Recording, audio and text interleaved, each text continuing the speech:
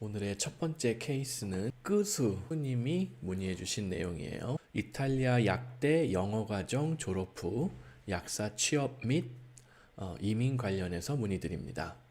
한국 일반고 1학년 자녀를 둔 학부모인데요. 자녀가 이탈리아 약대 영어과정 목표로 공부하고 있습니다. 볼로냐 대학이나 로마 2대학에서 약대 영어과정이 있어서 준비 중에 있습니다. 졸업 후 이탈리아 약사 면허 가지고 유럽이나 영미권 취업 이민이 가능할까요? 아이는 글로벌 제약 기업에 취업하고 싶어 합니다. 가능해요, 일단 기본적으로. 이거 뭐 여러 번 다뤄드렸기 때문에 대부분의 분들이 아마 이해를 하실 걸로 생각을 하는데, EU 국가, EU 가입국 플러스 스위스, 노르웨이 뭐 이런 나라들, EU는 아니에요. 노르웨이나 스위스가 EU 가입국은 아니에요. 하지만 EEA 뭐 이렇게 되어 있나? 뭐 해서 어떤 협약이 다 되어져 있어요. 그래서 그 나라 안에서 요 나라들 사이에서 취득한 약사 학위는 다른 나라에서도 동일하게 적용이 돼요. 뭐 약사로서의 취업 개업을 하려면은 그 나라 언어를 통상 한 B2 이상 정도를 추가로 더 공부해야 될 수는 있지만 어쨌든 자격은 동일하게 인정이 된다는 거예요. 근데 더군다나 지금 뭐 어디 약사를 하겠다라는 것도 아니고 글로벌 제약 기업에 취업하고 싶다. 안 될 이유가 없어요. 뭐 이탈리아 약사 면허를 가지고 뭐 스위스에 있는 제약회사에 취업하겠다. 채용만 해주면은 뭐 비자 받고 뭐 하는데 지장이 없어요. 그리고 이제 더 중요한 포인트는 약사 면허하고 제약 기업하고 이게 언뜻 보면은 막 직접적인 관련이 있을 것 같지만 꼭 그렇지는 않아요. 제약 기업에 취업할 때는 오히려 약대 면허증보다는 약대 졸업장, 약대 면허보다는 뭐랄까 무슨 화학과, 생화학과 아니면 뭐 생물학과 이런 뭐 이런 케미스트리나 이런 거를 직접적으로 공부한 사람들이 더 유리할지도 모르겠어요. 혹은 뭐 바이오 엔지니어링 뭐 이런 쪽이라든가. 한번 저도 그 분야에 아주 전문가가 아니라서 잘은 모르겠는데 그 어떻게 파머스티컬을 어떻게 쓰지? pharmaceutical jobs in Switzerland 뭐 이렇게 한번 찾아볼게요. 제약회사에서 일하는 잡을 이렇게 표현을 해요. 파마잡, 예, 이렇게 나와 있네요. 유로 파마잡스. 여러 가지 뭐 바이오 인포메틱스도 있고 한데 이런 클리니컬한 리서처 이런 쪽 잡이 얼른 눈에 안 띄네요. 메디컬 인포메이션, 메디컬, 클리니컬 리서치 뭐 이런 게 되려나? 제가 정확하게는 모르겠어요. 하여튼 뭐 예를 들어서 뭐 이런 쪽에 잡이 있다고 쳐요. 네, 클리니컬 뭐 트라이얼 매니저 한번 시도해보죠 이걸로. 그럼 여기 리퀘어먼트에 보면은 BS, BA 디그리 혹은 relevant 디그리. 그러니까는 사이언스에 관련된 strong emphasis on science 디그리면은 제약회사 디그리가 아니어도 된다라고 지금 명백하게 써 있다는 거예요. 즉, 제가 이해하기로는 글로벌 제약 기업에 취업하고 싶다면은 반드시 약대를 졸업해야 되느냐? 아니라는 거예요. 약사, 이런 리테일 약사라든가 어디 뭐 병원 약사 이런 거를 할 사람만 약대를 가면 돼요. 그 외에는 유럽이든 미국이든 어느 나라건 그냥 일반적인 화학, 생물학, 기타 여기 보면 아까 나와 있잖아요. 분명하게 strong emphasis on science 뭐 모르겠어요.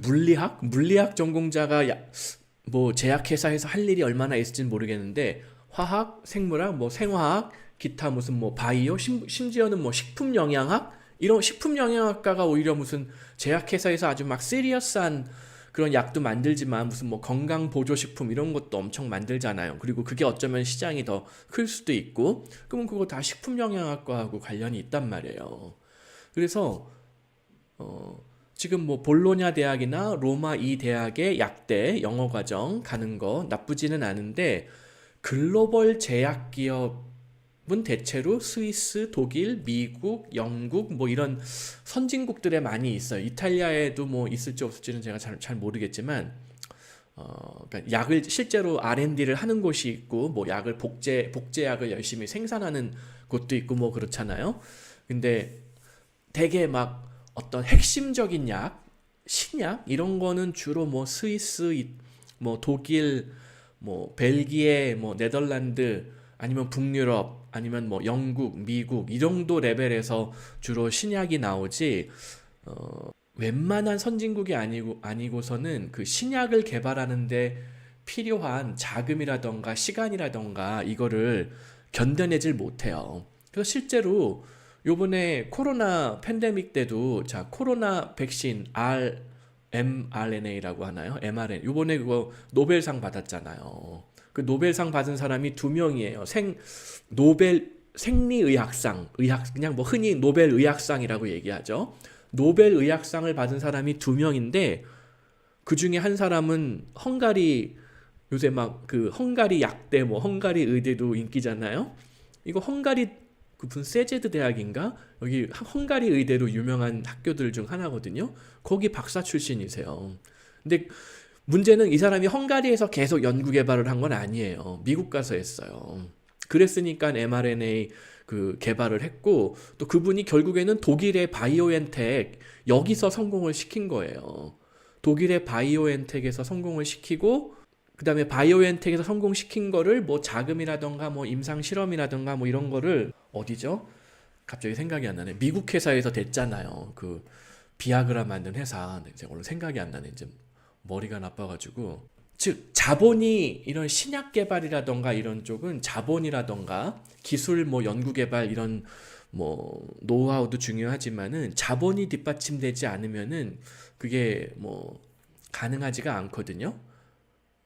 그래서 아무튼 포인트는 글로벌 제약 기업의 취업을 목표로 한다라고 하면은 꼭 연구 개발자만 있는 것도 아니에요. 사실은 또 원래 제약회사의 꽃은 영업 마케팅이에요. 웃기지만 왜 그게 가능하냐? 제약회사는 제조 원가가 굉장히 작아요. 제조 원가는 굉장히 작지만 그 약의 브랜드가 그 브랜드라던가 마케팅에 따라서 매출이나 수익이 크게 달라지는 그런 현상을 나타내는 업종 중에 하나예요. 그러니까 예를 들어서 여러분들이 무슨 타이레놀 뭐 감기 걸리면 타이레놀 먹잖아요. 타이레놀의 원래 성분은 파라세타몰도 원래 또 다른 성분명이 있어요. 근데 일반적으로 타이레놀은 파라세타몰을 얘기하는 거거든요. 그냥 약국 가서 일반 파라세타몰 사다 달라고 그러면은 가격이 더 싸요. 근데 타이레놀은 더 비싸요. 왜? 사람들이 타이레놀이라는 브랜드명을 알기 때문에. 그래서 보통 사람들은 파라세타몰이라는 용어는 잘 모르고 그냥 머리 아프면 타이레놀 이거를 생각을 한단 말이에요. 그러니까는 제약회사에서 오히려 연봉 많이 받는 사람들이 물론 R&D 하는 사람들 뭐 이런 그 뭐 실험 테스트하고 뭐 연구 개발하는 사람들도 연봉을 많이 받지만 의외로 영업 마케팅 담당자들이 제약회사에서 연봉을 굉장히 많이 받아요. 법인카드 펑펑 쓰면서 한국에서도 마찬가지예요. 한국에서도 사실은 그 의사들 요새는 모르겠어요. 옛날에는 의사들 뭐 어디 무슨 학회하면은 그거 다 의사들이 돈 내면서 학회하는 게 아니거든요. 제약회사에서 다 후원해주고 그런다고요. 우리 약 많이 써달라고. 그리고 그 제약회사 영업하시는 분들 법인카드 무제한이에요. 되게 보면은 뭐 자기가 납품하는 어디 병원의 의사가 어디 밤에 강남에서 술 먹다가 전화한단 말이에요. 그럼 가서 결제해줘야 돼요. 법인카드 들고 새벽에 뭐 2시고 3시고 나와가지고 결제해주고 온단 말이에요. 이런 거 이런 얘기 들어본 적이 있으신지 모르겠어요. 이거 그 뭐 이렇게 시청자분들 중에서 이런 무슨 건설회사 영업 담당자라던가 무슨 제약회사 영업 담당자 혹은 뭐 IT 영업 담당자 혹은 하여튼 뭐 정부 기관에 뭔가를 대빵 크게 납품하시는 분들은 제 말을 금방 이해하실 거예요. 근데 여기 이제 그냥 일반 고등학교 1학년 자녀를 둔 학부모분이 이게 여성분이 이제 주부분이실 수가 있는데 그러면은 제가 하는 얘기가 얼른 이해가 안 되실 수가 있어요. 근데 아무튼 포인트는 글로벌 제약 기업에 취업하고 싶다면은 이 방법 볼로냐 대학, 이 대학, 뭐 로마 이 대학에서 약대 영어 과정을 꼭 진학을 해야 되느냐 여기서부터 조금 따져볼 필요가 있어요. 이거보다는 다른 방향으로 제약회사 취업을 노리는 게 더 유리할 수도 있다. 실제로 제가 예전에 올린 것도 있어요. 요번에 완전 대박난 mRNA 회사가 몇 군데가 있었어요. 모더나, 제가 아까 바이오엔텍, 독일의 바이오엔텍은 다른 더 큰 그 제약회사랑 손을 잡았었고, 그 모더나는 자기네가 개발하고 직접 판매도 했잖아요. 제가 모더나 CEO에 대한 그 글을 올린 게 있어요. 이걸 한번 참고해 보세요. 자, 모더나 CEO가 누구냐? 아까 그 바이오엔텍하고 같이 개발했었던 회사는 화이자죠, 화이자. 화이자가 이름이 생각이 안 나. 자, 모더나 CEO의 이름은 스테파네 방셀이에요. 이거 프랑스 이름이죠. 미국 이름이 아니란 말이에요. 프랑스에서 태어나가지고 프랑스에서 뭐 공학 석사 뭘 하기는 했어요. 그랑제꼴 공학 석사. 근데 결국 하버드에서 경영대학원 졸업하고 미국 제약회사에서 영업 담당자를 했었어요. 잘 보세요. 영업 담당자, 세일즈 디렉터 및 지사장 뭐 이런 걸 하다가 무슨 뭐 이런 바이오 뭐 어쩌고저쩌고 이거 뭐 어떻게 있는 거예요? 메리 이런 회사의 CEO 하다가 2011년에 모더나 CEO로 입사를 한 거예요. 자, 이분이 공학 석사 뭐 이런 걸 하긴 했는데 뭐 약학 석사 이런 게 아니었을 가능성이 커요. 뭐 공학 석사니까 이학 계열이 아니잖아요. 그냥 공대 나와서 경영대학 나오고 영업 담당자를 하다가 제약회사의 CEO가 된 거예요. 이 사람 돈 어마어마하게 벌었어요. 뭐 몇 천억 단위로 벌었나? 뭐라 그러지? 이 사람이 창업한 것도 아니에요, 모더나를. 그냥 모더나 CEO로 스톡 옵션 받아서 돈을 번 거예요. 한 몇백억, 몇 천억을 벌었을 거예요, 아마. 조 단위로 벌었는지 모르겠어요. 그리고 모더나를 창업한 사람은 데릭 로시라는 사람이에요. 캐나다 사람인데 이 사람도 이름이 이게 일반적인 로시가 이게 이탈리아계 이름이잖아요.